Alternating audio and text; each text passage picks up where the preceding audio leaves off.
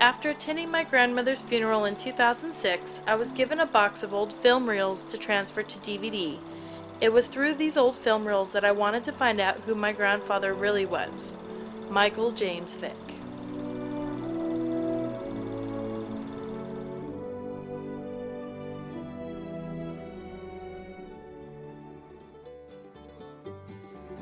In 1941, my grandfather Michael moved to the Amazon rainforest in Ecuador with his family to help those in need in the El Oriente, the East. The Orient accounts for half of the country's total land surface, though populated by fewer than 5% of the population, due to the fact that the Andes Mountains stand between the coastal area and the wide open jungle. The village Michael moved to had no electricity, telephones, running water, automobiles, and was known for its head-hunting Indians, the Jivas, who took their enemy's head and shrank it in order to scare other enemies away. Michael's first impression of the Amazon jungle was forest and more forest. The beauty the tropic offered him was also a wall that separated him from others, especially the remainder of civilization.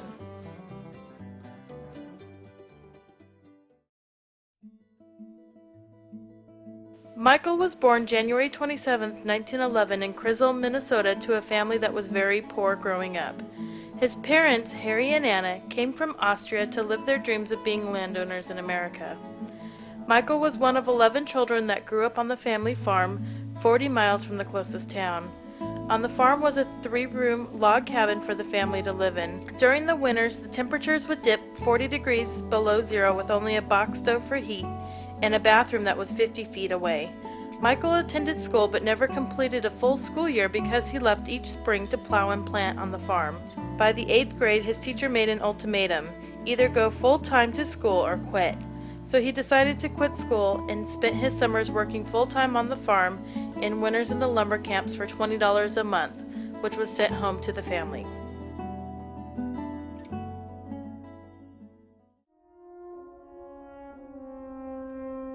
Michael was 11 years old when his father was critically injured after being run over by a truck. With no money for medicine, Harry turned to alcohol to help his pain. His alcoholism and abuse was very hard on his family. A few years later, Michael's mother, Anna, passed away in 1926 after giving birth to a boy. Without a mother around, Harry sent the 3 younger kids away and gave the baby boy up for adoption. The older kids stayed with Harry and helped out on the farm. Later on, in 1933, Michael was accepted to Bible school in Kansas City, but decided to wait because of his father's health. Michael helped on the farm and did side work for his neighbor to make money for the family. The following year, in 1934, Michael's father, Harry, passed away, and soon after, Michael left for Bible school.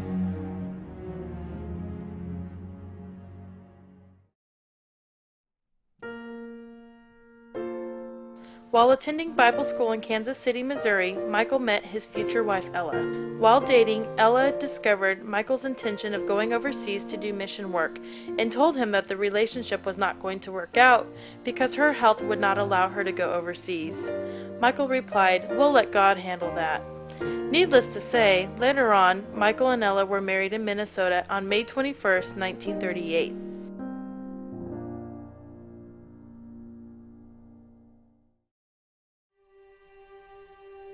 With lots of prayer and desire for doing mission work, Michael and Ella were appointed to replace the Olsen family in Sacua, Ecuador, through Gospel Missionary Union in 1940. They bought the Olsen estate in Ecuador to establish legal residence in the country. In July 1941, after months of training and the birth of their first son, Jack, Michael took his 1-year-old son and 6-month pregnant wife on a steamliner from New York to Ecuador. The liner took 10 days to arrive in Ecuador, which was only the beginning of their journey to the small village of Sacua. After reaching shore, they went by train and bus to reach the city of Riobamba, where Ella went on bed rest by order of the doctor, until the baby was born. Michael went ahead alone to the small village of Sacua, traveling the brutal Macas Trail for 3 weeks through the Andes Mountains by foot and mule on the narrow path with lots of rain and thousands of insects. He also had to cross rivers without bridges and avoid thick mud that went up to the belly of the mules. Michael returned later to Riobamba to see the birth of his daughter, Janice. When Janice was 3 months old, the doctor released Ella from the hospital and the family finally left for Sacua. This time, Michael took an easier route, which only required 5 days on a mule, and they arrived safely at their residence a few miles outside of Secua called Evangelical Mission. Back in the 1930s, the Roman Church had complete political, social, and religious power over the jungle, and it flexed its muscles to retain power over the people by doing some harsh things when that power was threatened.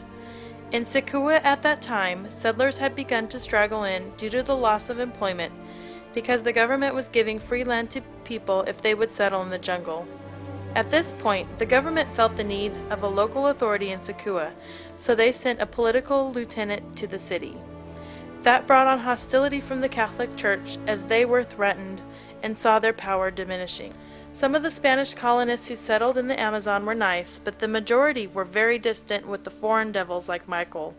The Olsen family told Michael of how some of the colonists had burned down their house to scare them into leaving the jungle. Even the political lieutenant of the town was murdered while trying to restore order amongst the colonists that were against the Olsens. Each Sunday Michael would go into town with the recordings of the gospel and preach to the villagers. This caused a lot of anger and resentment amongst the colonists to the point that they had threatened to kill him. One Sunday he could not go into town, and the next day a colonist came to the clinic and asked him why he had not gone to preach the previous day. Michael explained why, and with a lot of relief and giving thanks to God, the colonist told him that 30 armed men with machetes had been waiting to kill him. Michael's church in Secua were also hassled by the local Catholic mission. At that time, the freedom of worship was not accepted, especially when the majority was Roman Catholic. Curses and the danger of excommunication were the price for accepting the evangelical Protestant gringos as their friends. On another occasion, the local Catholic priests gathered 400 Juarez Indians from around the surrounding areas outside of Secua to attack Michael and his church. This caused the President of the Republic, Dr. Camilo Ponce, a strong Catholic, to send someone to Secua to shake Michael's hand and promise peace. Under protest, the priests shook hands, thus ending the struggle between Michael and the Catholic Church, which lasted from 1942 to 1957. In 1943, Michael built a school for the Shuara children to learn how to read and write and opened a small clinic to help villagers who required medication. There was an epidemic of the yaws, a tropical illness that attacks the skin and bones. The lack of medicine made the epidemic more severe. At the same time, Ella became very ill, and Michael decided to take her to Dr. Ronaldo Mountain in the city. While the doctor was attending to Ella, he asked Michael, "How is life in Secua?" Michael told them of the epidemic of yaws and diarrhea and of other illnesses and how difficult it was to see the people suffer with the lack of medical supplies. Dr. Mountain sent a telegram to the government of Ecuador asking for medicines and permission to send the medical equipment to Secua. Dr. Mountain received the permission, and Michael was appointed as the representative of Secua. The medicine arrived at Michael's house 15 days later, and he was taught the right dosage and how to administer the medication. One day during 1945, Michael was walking and meditating amid the majestic mountains and the panorama of the immense green carpet, thinking of how the greatness of God extended into these mountains, sun, and the greenness that surrounded him. He heard a voice that spoke to his heart and mind, telling him, "Michael, here where you walk, build a trail for light aircraft." When he returned home, he told Ella about what had happened, and she asked him, "Michael, where will the money come from? And if God provides us with light aircraft, where will you land?" In the town where Michael lived was a woman who offered to sell her land to the evangelical mission and told Michael, "If you don't have the money now, you can pay later." Michael signed the deed and started right away removing the brush from the land with great joy. Many people helped Michael and cooperated with what he was doing and loved the idea of having an airport. Even the government official, Captain Montalvo, with a group of 30 soldiers, helped in the task. In January 1946, construction commenced, and it took 9 difficult months to finish the first 300 meters of the landing strip in October. The first light aircraft landed, and one more airport was added to the map of Ecuador.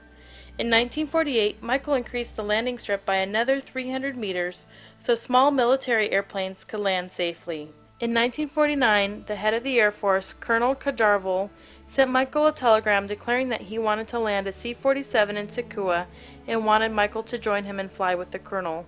During the flight, the colonel called Michael to the front of the aircraft and asked him if the airstrip could handle the weight of the plane. Michael responded, "If I wasn't sure, I wouldn't have allowed my family on this airplane." The landing was perfect, and the colonel agreed to fly in again at a later date to bring supplies for Michael's family. Finally, on February 12, 1949, Michael decided to celebrate the inauguration of the Secua airstrip and invited various dignitaries to the celebration. Senators and representatives of the Department of Defense, the governor, and the priest were accredited with the execution of the work, each one mentioning that they had done the airstrip. While Michael was helping his wife with preparation of the food for the guests, someone mentioned his name and called for him. Michael greeted the delegation that had come to the event and said, "Gentlemen, I was not the one who did this work. It was my God that directed me and gave me strength. I remember his voice in my heart that day when it was put in my mind to construct this airfield, which was now real. The problems of yesterday are simply memories, and today is a reality. I first give thanks to God and to that immeasurable group of people that collaborated with me in making it true for everyone." The first trip started the progress and development of the Amazon jungle. The airport was already recognized as another form of income to the region. The rough pass into the region would be transformed in a few years to allow automobiles, and the carriers quickly became less important in controlling the commerce. The military planes brought in the first jeeps and dump trucks into the Amazon jungle. The mission's acquisition of the first portable sawmill in 1955 was provided to serve the people with the condition that half of the cut product would be used for the supplier of the wood and the other half for the evangelical mission. The wood was used in the construction and repair of 2 schools and new buildings for the mission. The following years, Michael traveled around the surrounding villages building better roads for transportation.